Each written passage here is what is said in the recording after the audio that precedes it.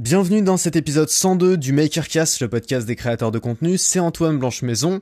Et aujourd'hui, je voulais te faire passer un message qui était que les idées n'appartiennent à personne. Je le répète, les idées n'appartiennent à personne. Faut arrêter de mettre de la propriété, faut arrêter de mettre un titre de propriété sur les idées, faut arrêter d'essayer de posséder les idées, faut arrêter d'essayer de protéger les idées, faut arrêter d'essayer de ne pas copier les idées. Il faut voler les idées, il faut les voler, il faut les réutiliser, il faut les améliorer et il faut les proclamer haut et fort sans avoir honte de le faire.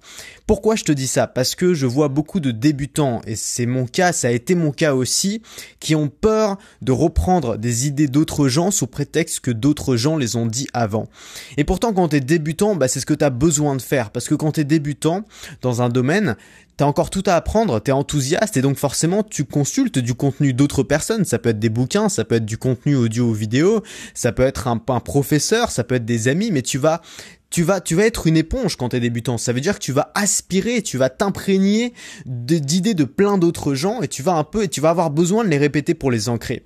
Et finalement, répéter ce que tu apprends avec tes mots à toi, l'expliquer à ta façon, avec tes exemples dans ton domaine, ça te permet d'ancrer ce que tu apprends à quelque chose, ça te permet de le retenir et ça te permet de le faire passer à des gens qui pensent comme toi. Et donc, ça permet de propager cette idée.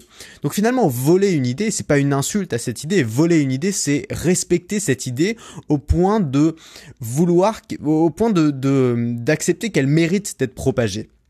Et donc quand t'es débutant, que t'es enthousiaste et que t'as plein d'idées, il faut pas avoir peur de voler ces idées, il faut pas avoir peur de les copier parce que les copier c'est quelque chose de naturel, ta pensée elle est façonnée par celle des autres. Je pense que toute notre pensée c'est juste une accumulation d'expériences et de connaissances qui nous ont été transmises par d'autres gens et c'est normal, c'est-à-dire qu'on n'est pas né au milieu de nulle part, tout n'a pas été à faire, c'est-à-dire qu'on est né dans une société où il y avait déjà des infrastructures, où il y avait déjà une culture, où il y avait déjà des traditions, et où il y avait déjà aussi des gens qui avaient des idées, rien n'est neuf, tout est recyclé et finalement toutes les idées, toute la culture, tout ce qui nous entoure, c'est juste des choses qui ont été recyclées, qui ont été façonnées par d'autres gens. Et on peut pas arriver au milieu de ce monde-là et de dire voilà, je vais être totalement imperméable à toutes ces idées-là, je vais rien écouter et je vais proposer des choses qui sont radicalement différentes, c'est très difficile. Alors c'est des choses qu'on peut faire avec le temps, c'est-à-dire que plus tu développes un peu ton esprit, plus tu développes ton système de pensée, plus tu développes tes idées sur internet, plus tu vas pouvoir aller loin dans ton propre système, plus tu vas pouvoir croiser des sources de plus en plus différentes et donc plus tu vas pouvoir avoir un système qui est vraiment unique. Mais c'est rarement le cas au début parce qu'au début tu as beaucoup moins de paramètres, tu as beaucoup moins de choses, donc tu vas apprendre ce que tu as sous la main et ce que tu as sous la main c'est ce que tu apprends au jour le jour. Et finalement, moi je pense que ce qui est important quand on crée du contenu sur internet, c'est pas tant que ces idées soient parfaitement originales, c'est qu'on soit authentique dans sa façon de parler. Et finalement, être authentique, ça veut dire ce qu'on pense, ça veut dire ce qui nous passe par la tête. Et très souvent, ce qu'on pense ou ce qui nous passe par la tête, c'est des idées qui ont été créées par d'autres gens. Et donc, il n'y a aucun mal à les dire, il n'y a aucun mal à rendre hommage à ces idées, il n'y a aucun mal à rendre hommage à ces autres gens, puisque finalement, c'est ce qui te donne de l'authenticité. Et ton authenticité sur Internet, c'est ta valeur. Alors évidemment, je pense qu'on a besoin de synchroniser nos violons. C'est aussi une autre chose, c'est que on a besoin finalement que ces idées elles soient ancrées dans un système ou qu'elles rejoignent un autre système de pensée. C'est très difficile de développer des idées qui sont totalement indépendantes, qui sont indépendantes d'un système de pensée, qui sont indépendantes d'une politique, qui sont indépendantes d'autres personnes, qui sont indépendantes d'autres idées. C'est extrêmement difficile, souvent on a besoin de les faire entrer dans une catégorie, de les mettre dans des cases, alors souvent ça crée aussi des soucis dans notre société, mais c'est quelque chose qu'on a profondément besoin de faire parce qu'on a besoin de hiérarchie et de cohérence.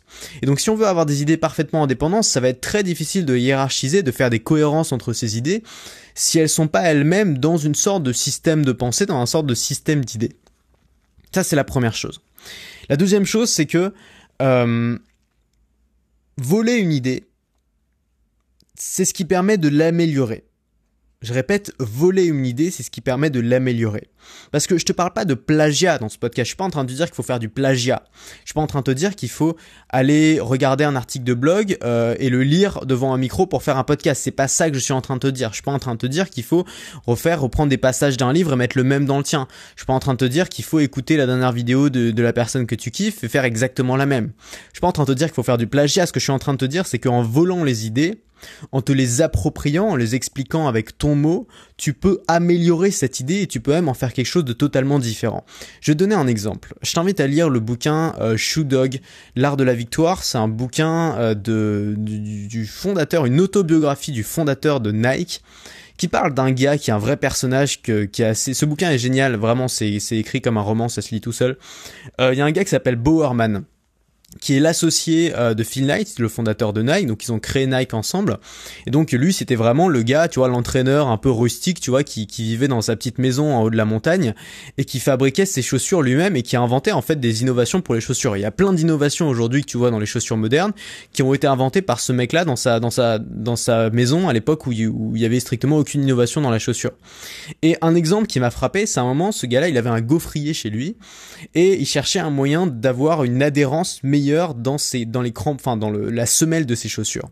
Et il a eu l'idée de faire une semelle à partir de son gaufrier. Alors ça peut paraître bizarre comme ça, mais finalement avoir une semelle qui est tu vois une gaufre, tu vois, qui a un peu cette forme-là pour adhérer davantage. Et finalement ces semelles-là aujourd'hui on les voit un peu partout sur les chaussures, sur les baskets.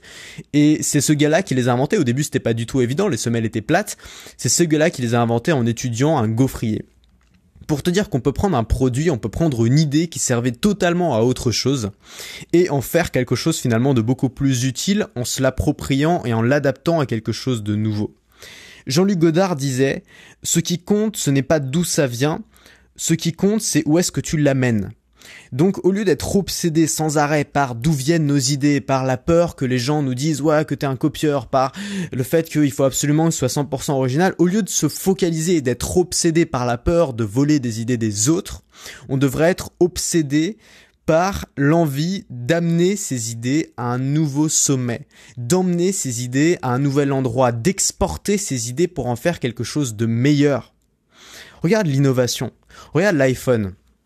Alors tout le monde dit qu'Apple a rien inventé. En effet, Apple n'a pas vraiment inventé des choses. Ils ont repris des technologies existantes, ils les ont réussi à les populariser, à les démocratiser en faisant quelque chose de bien. Et de la même manière, tu regardais les smartphones avant l'iPhone et les smartphones après l'iPhone, ça a strictement rien à voir et on voit qu'il y a une énorme inspiration des autres constructeurs de l'iPhone qui restera toujours l'appareil qui démocratise les idées, les tendances, comme par exemple le fait de mettre un grand écran tactile. Avant c'était pas du tout évident, de supprimer le port jack, maintenant c'est quelque chose que tout le monde fait, de mettre un lecteur d'empreintes digitales. Alors bientôt ça va être les écrans borderless et les capteurs, les capteurs faciales. Et ces choses-là ont été reprises par les concurrents et c'est ce qui fait qu'aujourd'hui on a un marché du smartphone qui est hyper concurrentiel et qui est extrêmement développé et qui a pas un produit au monde qui est mieux fait qu'un smartphone. C'est-à-dire qu'aujourd'hui t'as un smartphone dans les mains, t'as un produit qui est absolument fabuleux, on peut en dire ce qu'on veut, malgré tous les problèmes que ça peut engendrer et je suis pas en train de les nier. C'est un produit qui est fabuleux, c'est un produit qui fait énormément de choses, c'est un bijou de technologie, un concentré de technologie extrêmement haute. On voit qu'un smartphone aujourd'hui et un truc genre 100 fois plus puissant que le plus puissant des hypercalculateurs dans les années 90. Enfin, on a quelque chose d'absolument extraordinaire et ça a été fait parce que les idées n'appartiennent à personne, parce qu'on a volé les idées. Et en face de ça, on a des gens qui essayent d'imposer une propriété intellectuelle, une propriété intellectuelle qui brise la créativité. Moi, je suis d'accord pour qu'il y ait une propriété intellectuelle sur les textes pour pas qu'on puisse copier, évidemment, plagier mot à mot les textes. Je suis d'accord pour qu'il y ait une propriété intellectuelle sur les tableaux ou sur les logos, qu'on puisse pas les recopier mot à mot, qu'il y ait une propriété intellectuelle sur les designs, qu'on puisse pas refaire exactement le même. Mais mettre une propriété intellectuelle sur des concepts ou sur des idées, c'est simplement tuer les concepts et les idées, puisque c'est la concurrence, c'est la libre circulation de ces concepts et ces idées qui font que ces concepts et que ces idées deviennent quelque chose de grand. Et je pense qu'au bout d'un moment, au lieu d'être obsédé par toujours savoir qui a copié qui, c'est un truc qui nous touche particulièrement nous, j'ai l'impression les Français, on est toujours choqués. Toujours là, ah machin, ouais, qui c'est qui a copié, je sais pas quoi, il a copié, tu vois, il y a Instagram qui crée des stories et ça y est, gros choc, Instagram copie Snapchat. Mais qu'est-ce qu'on s'en fout? Au final, l'intérêt, c'est qu'on a un produit qui marche bien. Au final, Instagram, en copiant Snapchat, ils ont réussi à faire un truc qui est beaucoup plus populaire que Snapchat parce que les vieux comprennent aussi comment ça marche, c'est pas réservé aux jeunes.